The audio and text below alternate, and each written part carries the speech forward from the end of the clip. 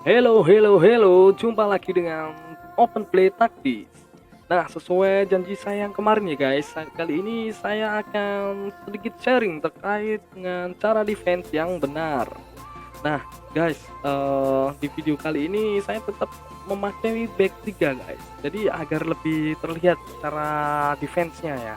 Kalau memakai 4 back atau bahkan 5 back itu cukup cukup berbeda ya dengan memakai 3 back. Karena kalau kita pakai 3 back itu tidak bisa langsung agresif melakukan pressing-pressing ke depan. Nah, di sini saya masih pakai Bali, ada Campbell, ini Campbell mana? Ini Campbell dan juga Varane. Nah, 3 back ini yang akan menjadi tumpuan kita untuk bertahan ya guys.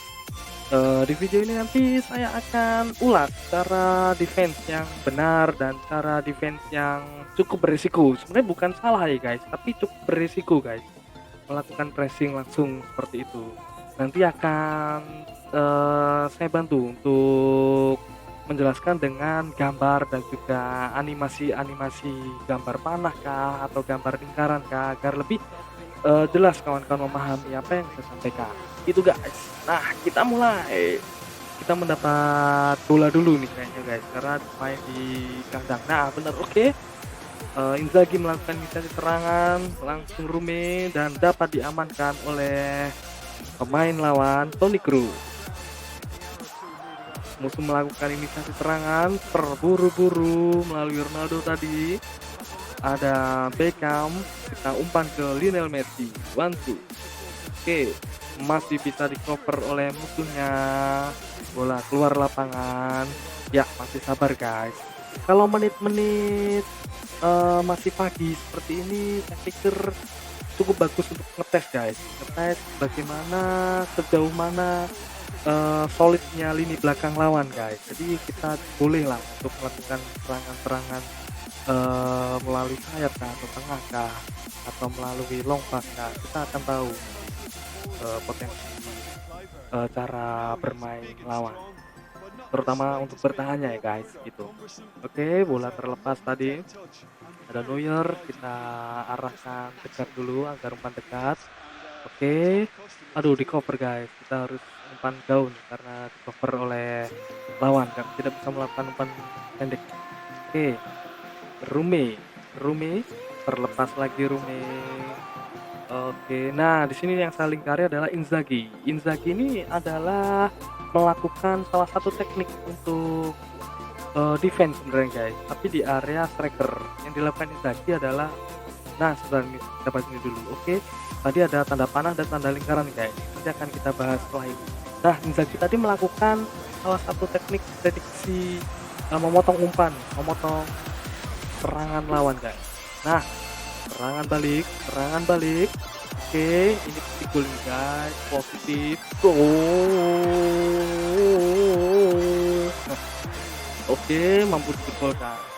Kalau Inzaghi tadi melakukan teknik prediksi memotong umpan guys. Jadi agar bola tidak bisa dengan mudah dialirkan ke gelandang. Fungsinya seperti itu. Kenapa striker tetap harus melakukan pressing guys gitu. Nah, oke, kita akan coba memberikan informasi lagi guys cara defense-nya. Bentar, kita belum dapat momen. Oke, Lee Ljungberg terlepas Lee Ljungberg. Oke, nah ini nih. Nah, Campbell melakukan running ke belakang guys, melakukan lari ke belakang. Kita tarik ke belakang guys, jangan di pressing. Itu adalah contoh ke berapa tadi? Ketiga ya guys. Ketiga, contohnya seperti itu. Kita tarik back kita belakang. Justru jangan melakukan pressing untuk menutup lini lini belakang kita ya guys ya. Untuk kita tutup agar striker lawan tidak bisa dengan mudah merobek pertahanan kita. Oke, Neuer. Kita coba umpan pendek lagi guys. Apakah Aduh, ini strikernya lawan tidak melakukan pressing yang baik guys. Ya, aduh kita nggak ada pilihan kan, harus umpan jauh. Oke, terlepas lagi. Set, ini dia Campbell, kita tetap arahkan ke belakang guys. untuk mengantisipasinya. Nah, ini dia yang kita maksud dengan double pressing tapi tidak ngawur double pressing. Oke, ini sekarang kita berikan informasi lagi terkait dengan garis imajiner. Ini bisa saya sebut garis imajiner ya. Garis-garis warna berbeda ini adalah batas-batasan pemain melakukan pressing. Kalau misalkan yang merah itu pemain belakang, yang orange pemain tengah, dan yang hijau adalah pemain depan untuk melakukan pressing. Nah, fungsinya garis tersebut adalah agar kita bermain sangat-sangat rapi, guys. Jadi tidak ada pemain yang meninggalkan posisinya masing-masing. Gitu sih, guys. Untuk lebih jelasnya, habis ini kita akan cari momen dan kita akan bahas momen tersebut ya guys. Yang berhubungan dengan bertahan loh Pak. Ya. Oke, kita masih mendapatkan bola kali ini. Biarkan lawan yang dapat bola deh kayaknya. Aduh, udah babak kedua. Udah deh, babak kedua. Nah, kayaknya nanti di babak kedua kita bakalan dapat banyak momen nih guys. Banyak momen kekeliruan, bukan kekeliruan nih guys. Sebenarnya dalam bermain set itu tidak ada yang salah, tidak ada yang benar, tidak ada yang oh itu jelek seperti itu guys. Yang salah dan jelek itu ya pasti para cheater-cheater itu guys.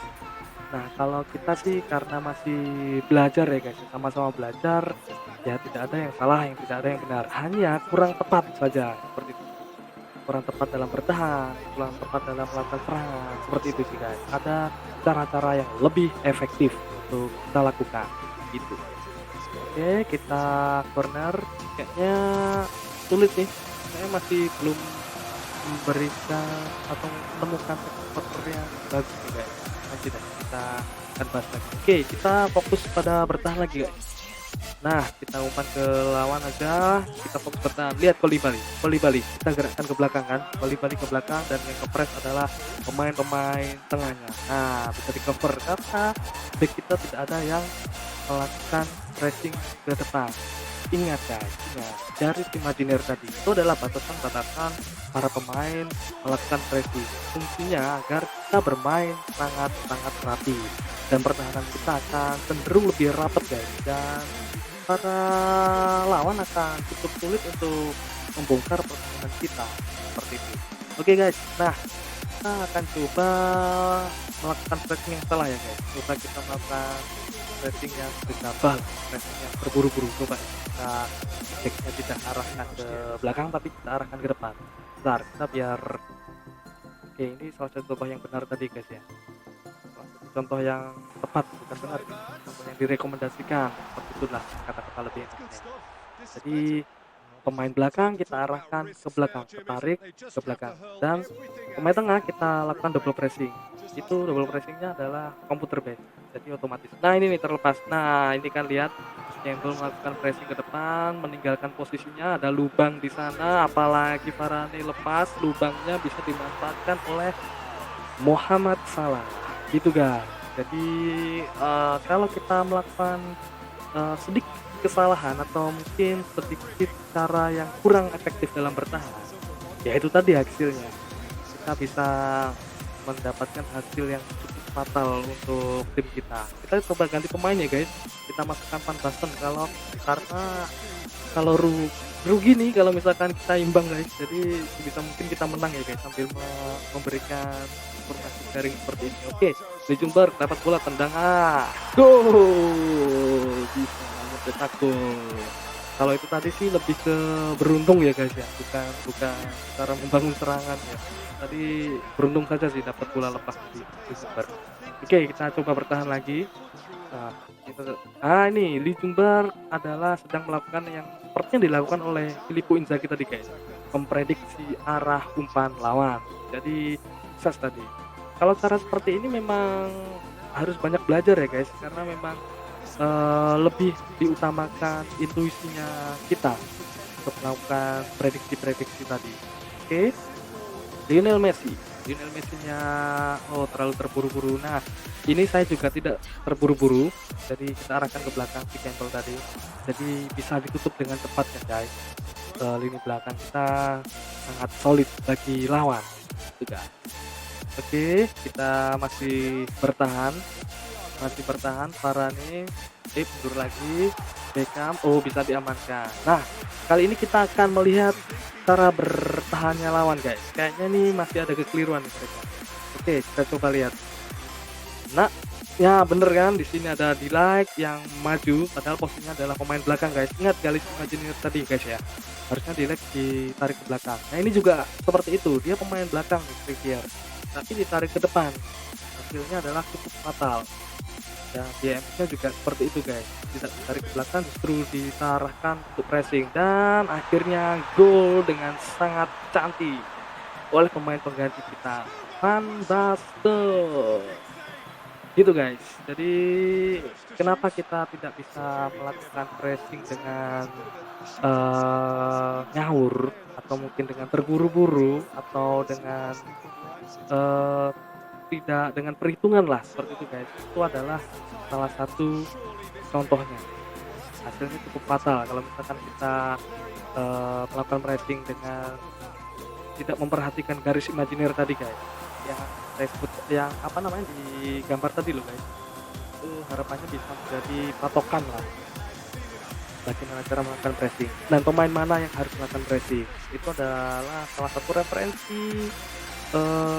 referensi untuk melakukan pressing dengan tepat lah, dengan efisien gitu lah.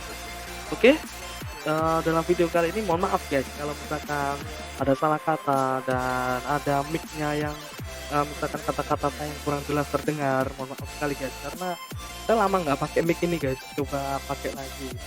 Kayaknya sih masih berfungsi dengan baik. Nah, makanya saya bisa pakai. Oke, di sini ada Rumi yang jadi MVP guys. Ya, oke, sekian dari saya dan tunggu. Kita lihat nih. Kita dapat poin berapa nih hasil online-nya nih. Kayaknya sih nggak banyak nih, mungkin 5 sih ya. Ya, cuma naik 5 saja, 5 poin saja guys, tapi tidak apa. Oke, bye bye.